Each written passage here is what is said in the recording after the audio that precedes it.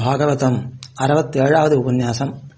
சோபகிருத் வருஷம் ஐப்பசி மாதம் 10ஆம் தேதி 10/7/5125 வெள்ளிக்கிழமை.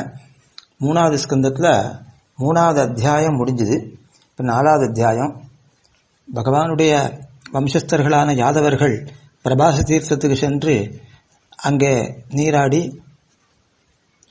பிராமணர்களுக்கெல்லாம் தானம் பண்ணி அவர்கள் அனுமதி பெற்று நல்லா போஜனம் பண்ணி வாருணி என்கிற மதுவை பானம் பண்ணினார்கள். அதனாலே மதி மயங்க பெற்றவர்களாய் விளையாட்டாக ஒருவரோடொருவர் சின்ன சண்டைகளை செய்து கொண்டார்கள்.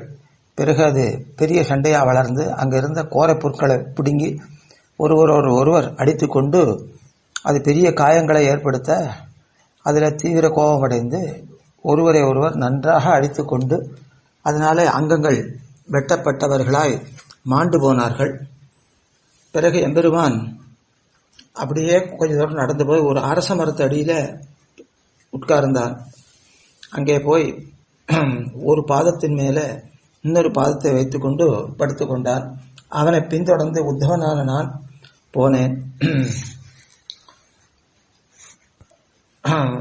அந்த பிரபுவான எம்பெருமானுடைய பாதார விந்தங்களை பிரிந்திருக்க பொறாமல் அவனையே தொடர்ந்து சென்றேன். இங்கனம் தொடர்ந்து அவனை மனத்தில் சிந்தித்து கொண்டு பின்னாலே போனபோது மகாலட்சுமிக்கு வாசஸ்தானமும் சர்வசுவாமியாக இருக்கிறவனான அந்த எம்பெருமான் எல்லாருக்கும் ஆசிரியம், தனக்கு ஒரு ஆசிரியம் இல்லாதவன். அவனை கண்ணால் காணப்பெற்றேன். நிர்மலமாக பிரகாசித்து தெளிந்த சிவந்த கண்களை உடையவன், 4 புஜங்களாலும் பொன்னிறமுள்ள பட்டு வஸ்திரத்தாலும் அப்படி தெரிகின்றவன், அழகாக காட்சியளிக்கிறவன். தாமர பலர் போன்ற வலது பாதத்தை இடது தொடை மேலே வைத்துண்டு பின்புறத்தினாலே அரச மரத்தின் மேலே சாய்ந்திருப்பவனான அந்த எம்பெருமானை கண்டேன். கர்மத்தினாலே விளையும் பலன்கள் தீண்ட பெறாதவன். அதனாலே கர்மத்தினாலே விளையக்கூடிய பால்யம், யவ்வனம், ஜரை முதலியவை இல்லாதவன். ஹரஸ்வத்துவம், தீர்க்கத்துவம் இவைகள் இல்லாதவன். ஆதிவியாதிகள் இல்லாதவன். அப்படிப்பட்ட பகவானை கண்டேன். வேதவியாச மகர்ஷிக்கு மித்திரரான பாகவதர்களுடைய சிரேஷ்டரான செயல், அதாவது நிவிருத்தி தர்மத்தை பத்தினவரான மைத்ரேய மகர்ஷி அந்த பகவான் இருக்கிற இடத்துக்கு வந்தார். அவர் பகவானை கண்ட சந்தோஷத்தினாலே பக்தியாலே தலைவணங்க பெற்று பகவானிடத்தில் மிகவும் பிரேமம் உடையவராகி கேட்டுக்கொண்டிருந்தார். அப்படி கேட்டுக்கொண்டிருக்கிற போது பகவான் பிரீத்தியும் புன்னகையும் அமைந்த கண்ணோக்கத்தினாலே அந்த மகர்ஷியினுடைய சிரமத்தை எல்லாம் தீரச் செய்து என்னை பார்த்து சொன்னார். பகவான் சொல்றான், பூர்வ ஜென்மத்தில் நீர் வசுவாக இருந்தீர் உத்தவரே. உம்முடைய மனசில் இருக்கிற அபிஷ்டத்தை நான் அறிவேன். முன் ஜென்மத்தில், அதாவது என்ன அபிஷ்டம்னா மோட்சம் அடைய வேணும் என்பது அபிஷ்டம். முன் ஜென்மத்தில் வசுவாக இருந்த நீரும் உம்மை சேர்ந்த மற்ற வசுக்களும் விஸ்வகர்த்தாக்களான பிரஜாபதிகளும் சேர்ந்து யாகம் செய்தீர்கள். என்னை பெருகை என்கிற சித்தியை அடைய விரும்பி அந்த யாகத்தில் என்னை நன்றாக ஆராதித்தீர். அஷ்ட வசுக்களால் ஒருவராகிய நீர் என்னை நன்கு ஆராதித்தீர். என் பாதங்களை ஆராதிக்காத மற்றவர்களுக்கெல்லாம் கிடைக்க அரிதான உமது விருப்பத்தை பூர்த்தி செய்தலை நான் செய்ய போகிறேன். அப்படியே நான் நிறைவேற்றி கொடுக்கிறேன். நல்ல சுபாவமுடைய உத்தவரே, உமது ஜென்மங்களில் இந்த ஜென்மம் கடைசியானது. இதற்கு மேலே உமக்கு ஜென்மம் கிடையாது. இந்த ஜென்மத்தில் என்னுடைய அனுகிரகம் உமக்கு கிடைத்தது. நான் மனுஷலோகத்தை துறந்து என் லோகமாகிற வைகுண்டத்துக்கு போக விரும்பி ஏகாந்தத்திலே நான் இப்பொழுது இருக்கிறேன். அப்பொழுது மிகுந்த பக்தியோட இந்த ஸ்வரூபத்தில் இருக்கிற என்னை நீர் பார்த்தீரே. உமக்கு தெய்வாதீனமாக இது கிடைத்தது. இந்த காட்சி சிருஷ்டியினுடைய ஆரம்பத்தில் என்னுடைய நாபியிலிருந்து உண்டான தாமரை மலரில் உட்கார்ந்த பிரம்மாவுக்கு என் மகிமையை நான் வெளியிடுகிறேன். அந்த வெளியிடக்கூடிய மேன்மையான ஞானத்தை முன்காலத்தில் அந்த பிரம்மாவுக்கு உபதேசித்தேன். பண்டிதர்கள் இதையே பாகவதம் என்று சொல்லுவார்கள். அப்படிப்பட்ட ஞானத்தை உமக்கு உபதேசிக்கிறேன் என்று பகவான் பல உபதேசங்களை உத்தவருக்கு பண்ணுகிறான். இப்படி பிரீத்தியோட சொல்லப்பெற்ற நான் அந்த பரமபுருஷனுடைய அனுகிரகத்துக்கு பாத்திரமாகி அவனிடத்தில் இருக்கிற ஸ்நேகத்தினாலே மயிர்கூச்சல் அடைந்து வார்த்தைகள் தழுதழுக்க பெற்ற ஆனந்த நீர்களை பெருக்கிக் கொண்டு அஞ்சலிஹஸ்தனாக பகவானை குறித்து சொன்னேன். ஜெகதீஷா, உம்முடைய பாதார விந்தங்களை பணியக்கூடிய புருஷர்களுக்கு இந்த உலகத்திலே தர்மார்த்த காம மோட்சங்கள் என்கிற 4 புருஷார்த்தங்களில் எதுதான் கிடைக்க முடியாது? எல்லாம் கிடைக்கக்கூடியவைதான், சுகமாக கிடைக்கக்கூடியவை. அளவிருந்த கல்யாண குணங்களை உடைய எம்பெருமானே, விபுவே, இப்படி 4 புருஷார்த்தங்களும் சுகமாக கிடைக்கக்கூடியவையாய் இருந்தாலும் அவற்றிலே எனக்கு எதுவும் வேண்டாம், அவற்றை நான் அபேட்சிக்கவில்லை. உம்முடைய பாதார விந்தங்களை பணிவதிலே தான் மிகவும் விருப்ப உடையவனாக இருக்கிறேன். எனக்கு வேறொன்றும் வேண்டாம். உம்முடைய பாதார விந்தங்களை பணிந்திருக்க பெறுவேனாயின் இதுதான் எனக்கு மிகவும் பிடித்தமானது. உன்னோடு என்றும் பிரியாதிருப்பதற்கு விரோதியான தர்மம் முதலியவை எனக்கு வேண்டியதில்லை. ஏன்னா அவைகளை அனுஷ்டிக்கிறது போது உம்மை பிரிய வேண்டியிருக்கும், அது எனக்கு வேண்டாம். உன்னுடைய அதாவது சேராத பக்தியும் சேர்க்கும் தன்மையன் அகடிதகடனா சமர்த்தன், அப்படிப்பட்ட உம்முடைய சக்தியை நினைத்து பெரியோர்கள் நெஞ்சு உருகி பேசுகின்றார்களே, எனக்கும் அந்த நிலைமைதான் வேணும். அதை விளைவித்தால் எனக்கு அதுதான் ரொம்ப பிரியமானது. இயற்கையிலே வியாபாரமற்றவன் நீ, உன்னுடைய கர்மங்களும் ஜென்மமில்லாத அந்த உன்னுடைய பிறப்பும் ஜென்மமற்றவனால அற்றவன் கர்மாதீனமான ஜென்மமற்றவனாக இருக்கிற உனக்கு ஜென்மங்கள் விளைகின்றன. ஏன்னா உனக்கு அனுகிரகத்தினாலே அவை ஏற்படுகின்றன. உன்னுடைய அனுகிரகத்தாலே உன்னுடைய உற்பத்தி காலத்தை சரீரமாக கொண்டு இதை இஷ்டப்படி நடத்தும் திறமை உடைய நீ துவாரகை என்கிற ஜலதுர்கத்தை அடைந்தாய். அதாவது ஜலத்தை அரணாக கொண்ட ஒரு பட்டணம். அந்த ஜலத்தை தாண்டி உள்ள வர முடியாது. அதை நீ அமைத்துக் கொண்டாய் உனக்கு வாசஸ்தானமாக. அப்படி அது என்னமோ ஜராசந்தனுக்கு பயந்து அந்த ஜலதுர்கத்தை பற்றினாய் என்ன மற்றவர்கள் நினைக்கும்படி ஒரு ஆச்சரியத்தை விளைவிக்கிறாய், ஒரு மயக்கத்தை உண்டாக்குகிறாய் மற்றவர்களுக்கு. காலயவனுக்கு பயந்து ஓடினாய் என்னும் மற்றவர்கள் மயங்கும்படி நீ செய்கிறாய். தன்னைத்தானே அனுபவிக்கக்கூடிய பேரானந்தத்தில் இருக்கக்கூடிய நீ பல பெண்டிர்களோடு சுகத்தை அனுபவித்தாய் என்று மற்றவர் நினைக்கும்படி பண்ணுகிறாய். அப்படி இல்லறத்தில் இருக்கிறவனாக நீ அபிநயம் பண்ணுகிறாய். மற்றவர்கள் அப்படிதான் நினைத்து கொண்டிருக்கிறார்கள். ஆனால் உனக்கு எந்த விருப்பமும் இல்லை, எல்லாவற்றையும் கடந்தவன் நீ. ஆனால் உனக்கு விருப்பம் இருப்பதாக நினைத்து பண்டிதர்களும் மதிமயங்கும்படி நீ பண்ணுகிறாய். தடைப்படாததும் அளவில்லாததுமான ஆத்ம ஞானத்தை உடையவன். அனவதானம் அதாவது மன ஊக்கமின்மை என்பது சிறிதும் இல்லாதவனாகிய நீ ஆலோசிக்க வேண்டிய விஷயங்களுக்கெல்லாம் என்ன வந்து ஆலோசனை கேட்டாய்? நீ துவாரகையில் இருந்து அதேமாரி மதுராவில் இருந்து உக்ரசேனருக்கு பட்டம் கட்டி அங்கே அவருக்கு பிரதிநிதியாக எல்லா காரியத்தையும் நடத்துகிற போது ஆலோசனை கேட்பதற்கு என்ன வைத்து கொண்டாய்?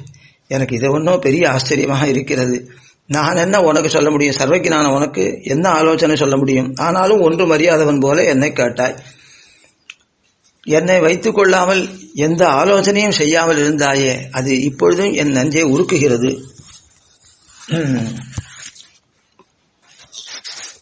கர்மத்தினால் விளையும் செயலற்ற நீ செய்யும் செயல்களெல்லாம் உன்னுடைய விளையாட்டினாலே வந்தவை.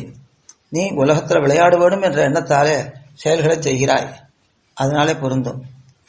கர்மத்தினாலே விளையும் உற்பத்தி இல்லாத நீ சங்கல்பத்தினாலே உற்பத்தனாக ஆவதும் பொருந்தும். அபராகிருத திவ்யமங்கல விக்கிரகங்களை கொள்ளுகிறாய். என பிறப்பற்றவன் என்று காட்டுற போது பிராகிருத தேகங்களை நீ பரிகிரகிக்கிறதில்லை. எந்த அவதாரம் எடுத்தாலும் அபராகிருத திவ்ய மங்கள விக்கிரகத்தோட வந்து அவதரிக்கிறாய். ஆனால் மற்றவர்கள் அதை தெரிந்து கொள்ளாமல் மனுஷ சஜாத்தியமாக நினைத்து மனுஷர் என்றே உன்னை நினைத்து மதிமயங்குகிறார்கள். துரியோதன சிசுபாலாதிகள்லாம். அதுக்கு பிறகு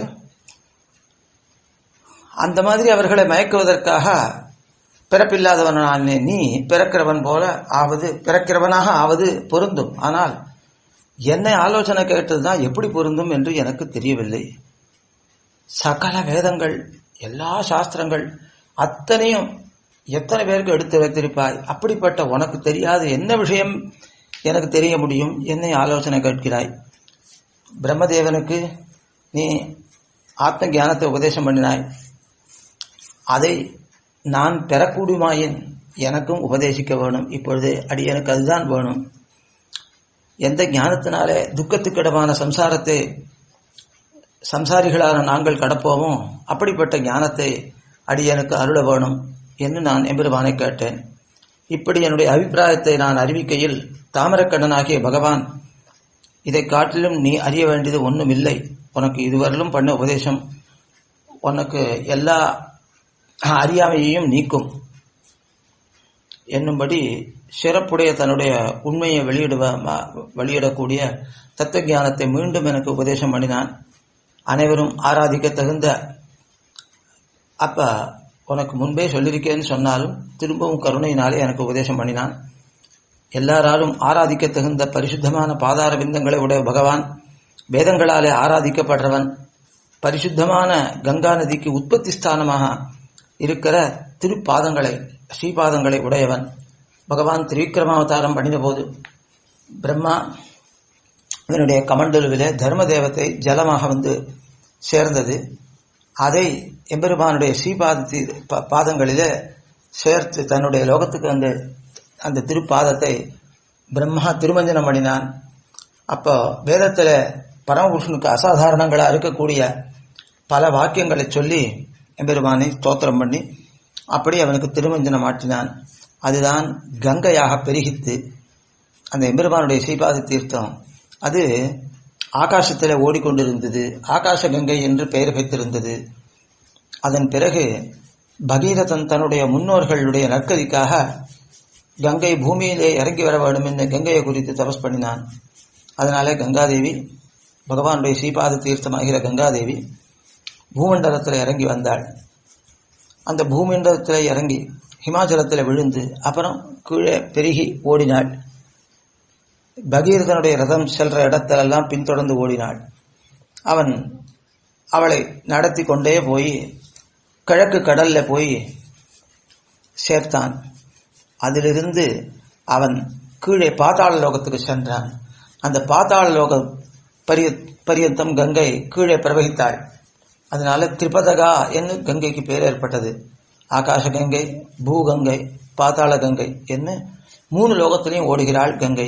அந்த பாதாள லோகத்தில் போய் கபிலருடைய ஆசிரமத்துக்கு அருகிலே சாம்பல் குவியல்களாக கிடந்த பகீரதனுடைய முன்னோர்கள் சகரபுத்திரர்கள் அவர்கள் மேலே அந்த கங்கா ஜலமானது பரவினாள். கங்கை தன் ஜலத்தை பெருக்கினாள், பரவிவிட்டாள். அதனால அவர்கள் அதுவரைந்தும் நரகங்களிலே விழுந்து கிடந்தவர்கள் நற்கதி அடைந்தார்கள். அப்படி பகவானுடைய ஸ்ரீபாத தீர்த்தமான கங்கைக்கு மகத்துவம் மிக அதிகமாக உள்ளது. அப்படிப்பட்ட அந்த நதிக்கு புண்ணியத்தை கொடுத்த பகவானுடைய ஸ்ரீபாத தீர்த்தம் பகவானுடைய ஸ்ரீபாதம், அதை நான் சேவித்துக் கொண்டிருந்தேன். பகவானிடத்திலிருந்து ஆத்ம தத்துவத்தை நான் தெரிந்து கொண்டேன். அப்படி அறிவிக்கிற பாகவத சாஸ்திரத்தை உணர்ந்தேன். அவனுடைய பாதார விந்தங்களை நமஸ்கரித்து அந்த தேவதேவனை பிரதட்சணம் செய்து அவனை பிரிய போகிறமையாலே வருத்தமுற்ற மனம் உடையவனாகி அவனிடத்திலேயே நின்றிருந்தேன். ஆனாலும் எம்பெருமான் பத்ரிகாசிரமத்துக்கு போகும்படி ஆக்ஞாபித்தான். அப்போ எம்பெருமான் சொல்றான், பத்ரிகாசிரமத்திற்கு போவாயாக என்று மொழிந்தான்.